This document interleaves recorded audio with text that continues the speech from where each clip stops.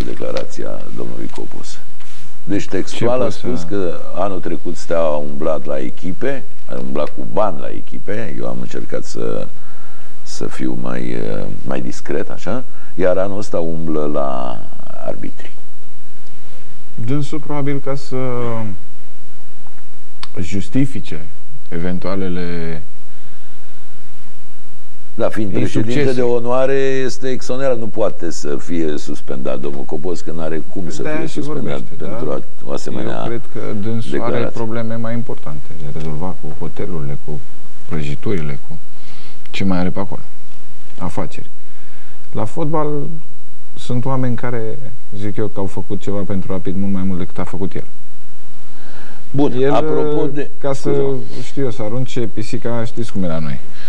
În curtea altuia nu are nicio legătură el cu Steaua sau noi n-am avut n-am deschis cu gura despre Rapid sau despre Dinamo, n-am vorbit niciodată, nu ne-a interesat.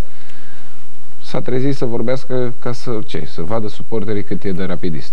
Sau să ducă să stea în galerie să vadă lumea. Știi ce este ciudat? Că până în momentul de față, din statistica ajunsă la mine, telespectatorii înclină să-i dea dreptate domnului Copos. Sunt mai multe SMS-uri care răspund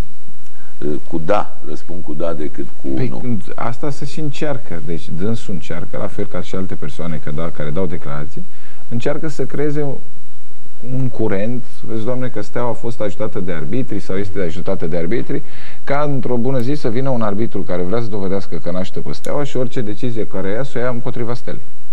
Asta e de fapt scopul dânsului, că într-o declarație care le-a făcut. Sau poate pregătește meciul direct din etapa viitoare, adică creează o presiune. Marian, tu ce părere ai? Împărtășești acest punct de vedere?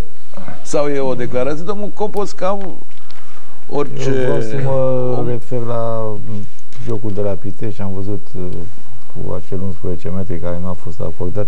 Steaua a jucat mult mai bine.